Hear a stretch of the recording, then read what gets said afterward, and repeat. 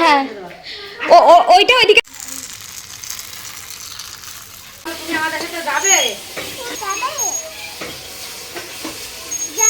সাবধানে যাবে। হ্যাঁ, হ্যাঁ, সাবধানে কাজ করিবা।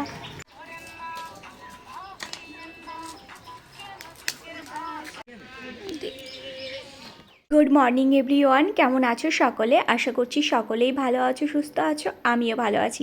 সোনাই রাধে চ্যানেলের নতুন আরও একটি ব্লগে তোমাদের অনেকখানি ওয়েলকাম জানিয়ে আজকের ভিডিওটা স্টার্ট করছি। আজকের ভিডিওটা একদম বেড থেকে স্টার্ট করছি, দেখেই বুঝতে পারছো এখনও পর্যন্ত কিন্তু আমি উঠিনি। তখন ঘড়িতে বাজে ওই 7:30 মতো। আর আজকে হচ্ছে ইউএসজি ডেট আছে। তোমাদের দাদাভাই উঠে গেছে, উঠে ফ্রেশ হতে গেছে, তারপরে এই যে আমি উঠছি। আজকে খুব একটা তাড়াতাড়ি উঠিনি, একটু লেটে লেটেই উঠেছি। তার কারণ যেহেতু অত তাড়াতাড়ি নেই আমাদের, আরমঘাটায় খালি শুধু একবার নামবো ভ্যাকসিন দিতে, তারপরে গিয়ে পায়রাডাঙ্গায় বলেছে ওই 1টা থেকে 1:30টার মধ্যে যেতে। তো ওই জন্য একটু লেটে লেটেই উঠেছিলাম, কোনো অসুবিধা ছিল না। যাই হোক, উঠে এদের ফ্রেশ হয়ে চলে এসেছি। এখন এই যে মুখটা ভালো করে ক্লিন করে নিচ্ছি, আর সকালে যে ডেলি কাজ থাকে ক্রিম লাগানো, তো সেটাই করে নিচ্ছিলাম। আজকে কিছু কমেন্টে রিপ্লাইও দেবো, যেহেতু ভিডিওটা আমার অনেক দিন আগেই, মানে যেদিনকে মানে ইউএসজি করাতে গেছিলাম সেদিনকার, তো সেই জন্য আর ব্লগটা এডিট করছি হচ্ছে আমি আজকে, মানে আজ হচ্ছে কী বার, মঙ্গলবার, তো ওই মঙ্গলবারের দিনকে। তো সেহেতু ভিডিওটা যেহেতু করা হয়ে গেছে, সেই জন্য ভাবলাম চলো তোমাদের সাথে এটা শেয়ার করে দিই, মানে ওই কমেন্টগুলো আর কি। যাই হোক, ফ্রেশ হয়ে এদিকে চা বসিয়ে দিয়েছিলাম, মামুনি ওইদিকে ঠাকুরের বাসনগুলো ধুচ্ছিল।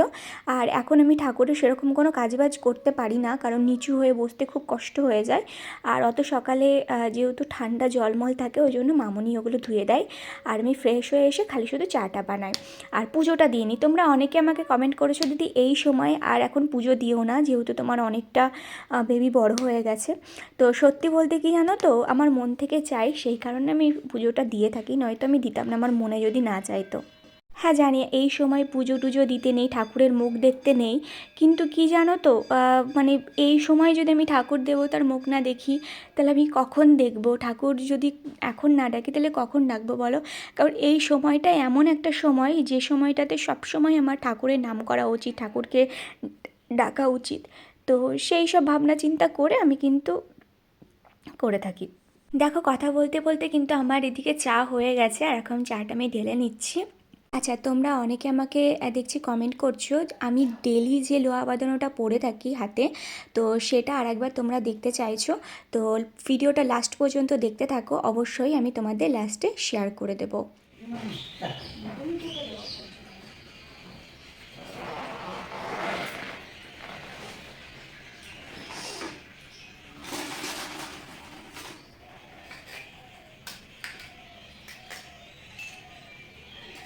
বিস্কুট, এই চায়ের মধ্যে বিস্কুটগুলো দিয়ে খেতে ভালো লাগে। আমার আগে মনে হয় দুধের মধ্যে দিয়ে খেতাম, ভালো লাগে। এক গ্লাস করে দুধ আর দুধে 3 করে বিস্কুট।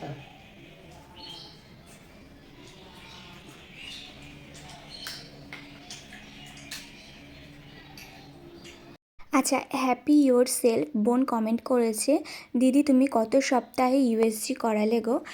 সত্যি কথা বলতে আমি সপ্তাহ ঠিক বলতে পারবো না, যেহেতু আমার মাস ধরে আমি ইউএসজিগুলো করাই। যখন মানে উইকে না আমার গন্ডগোল হয়ে যায়, আমি গন্ডগোল পাকিয়ে ফেলি, ওই জন্য বুঝে উঠতে পারি না। যতদিন আমি ইউএসজি করাই ততদিন ঠিক বুঝতে পারি না।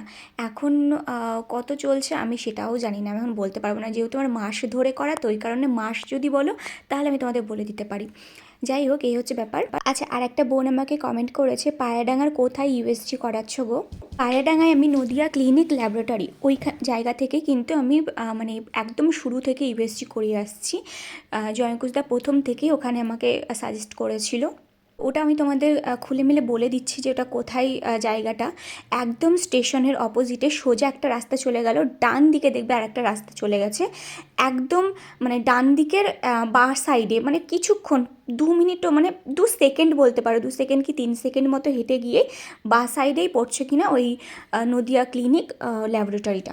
আর একটা কমেন্ট যেটা আমার কাছে প্রচুর পরিমাণে এসেছে, সেটা হচ্ছে, দিদি এটা কী ইউএসজি, এটার নাম কি? এটা আমাকে ডক্টর বলেছে এটাই নাকি আমার লাস্ট ইউএসজি, কারণ সাধারণত 3টে ইউএসজি করায় প্রেগনেন্সিতে। আমার যতটুকু জানা, যদি কারোরই কোনো সমস্যা থাকে তাহলে নাকি 4টে কি 5টা ইউএসজি করাতে বলা হয়। আমার এইটাই লাস্ট ইউএসজি দিয়েছে। আমার যেহেতু কোনো সমস্যা ছিল না, আপাতত নেই, জানি না এখনও যে সময় বাকি আছে সেই সময়ের মধ্যে যদি কোনো সমস্যা কমপ্লিকেশন থাকে তাহলে অবশ্যই আমাকে করতে বলবে। তো আপাতত আমাকে এটাই কিন্তু লাস্ট ইউএসজি বলেছিল। তো এটার নাম আমি তোমাদের বলে দিচ্ছি। তো এই ইউএসজিটার নাম হচ্ছে ডপলার স্টাডি। তো এটা মনে হয় বেবির পুরো গ্রোথের স্ক্যানটা করা হয়। ওই বোনটাই আবার কমেন্ট করেছে হ্যাপি ইয়োর সেলফ, এটা কি গ্রোথ স্ক্যান? হ্যাঁ, এটা হচ্ছে গ্রোথ স্ক্যান বেবির। কমেন্ট করেছে অনন্দিতা দাস, দিদি তুমি কতদিন পর টেস্ট করাচ্ছ প্রেগনেন্সি? কতদিন পর বলতে পারবো না, আমার তো টেস্ট দুবার হয়ে গেছে, এটা হচ্ছে আমার লাস্ট ইউএসজি। নেক্সট কমেন্ট করেছে অপুস লাইফস্টাইল, কত উইকে এই লাস্ট ইউএসজিটা করালে? তো আমার না ঠিক উইকটা আমি ঠিক বলতে পারবো না, সিরিয়াসলি আমাকে জিজ্ঞাসা করো না, কেননা আমি যেহেতু মাস ধরে করি তো ওই জন্য ডক্টরে উইক হয়তো ধরে, তো ওই জন্য আমি উইকটা ঠিক বলে উঠতে পারবো না যে কত উইকে আমি লাস্ট ইউএসজি করাচ্ছি। হ্যাঁ, তবে ইউএসজি হাতে পাওয়া মানে রিপোর্ট হাতে পাওয়ার পর হয়তো আমি তোমাদের বলে দিতে পারবো, কিন্তু এখন আপাতত আমি গুনে সেরকমভাবে মানে বুঝে উঠতে পারি না মানে উইকটা কত উইকে হচ্ছে। আচ্ছা, নেক্সট কমেন্ট করেছে প্রিয়াঙ্কা শিকদার ব্লগ, ও লিখেছে লাস্ট ইউএসজি 9th মান্থে হয়, বাট তোমার 9th মান্থ হয়ে গেল।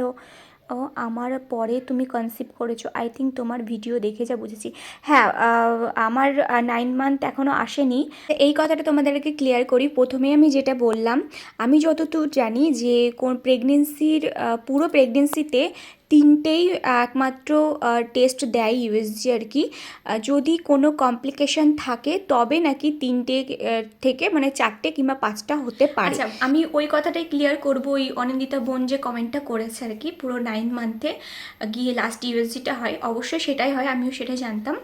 তো কি হয়েছে ব্যাপারটা আমি ডক্টরকে জিজ্ঞাসা করেছিলাম, ঠিক আছে? ডক্টর বলে কি পুরো 9 মান্থে। আমি যে ডক্টর দেখাচ্ছি সব ডাক্তার তো একরকম সাজেস্ট করে না, তো আমার যে ডাক্তার উনি বলেছেন কি যে পুরো 9 মানে প্রেগনেন্সি জার্নিতে 3টে ইউএসজি করানো হয়। যদি কোনো বেবি বা মায়ের যদি কমপ্লিকেশান থাকে মানে কোনো সমস্যা থাকে তাহলে নাকি গিয়ে 3টে বা পরে 4টে কিংবা 5টা, এর বেশি যায় না, 4টে কি 5টা করা হয় ইউএসজি। তো প্রথম থেকে আমার যেহেতু সব কিছুই নর্মাল আছে তো সেহেতু আমাকে 3টেই করতে বলেছে। তো আমার এইটা লাস্ট ডক্টরের কাছে যখন আগের মাসে চেক আপে গেছিলাম আমি, তো তখনই ডক্টর আমাকে বলে এটা তোমার লাস্ট ইউএসজি, এটা তুমি করে নিয়ে এসো। তো যেহেতু আমাকে ডক্টর বলেছে এটা আমার লাস্ট ইউএসজি, তো সেহেতু এটাই আমি তোমাদের সাথে শেয়ার করেছিলাম।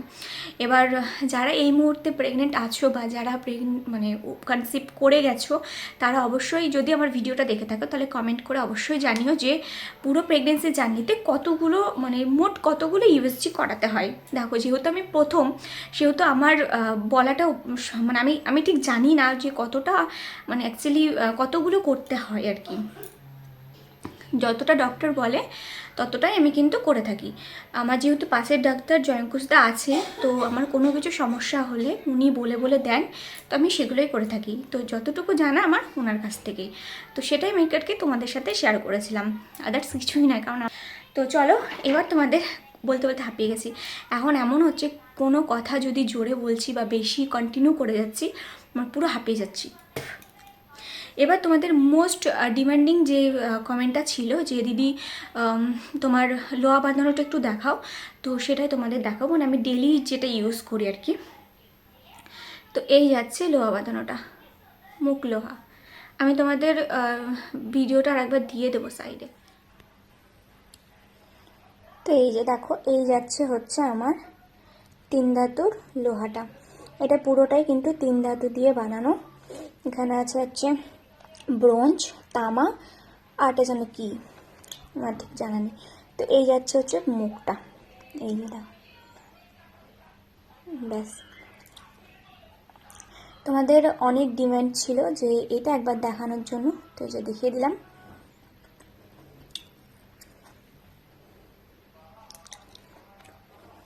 অবশ্যই কেমন হয়েছে জানাতে ভুলবে না।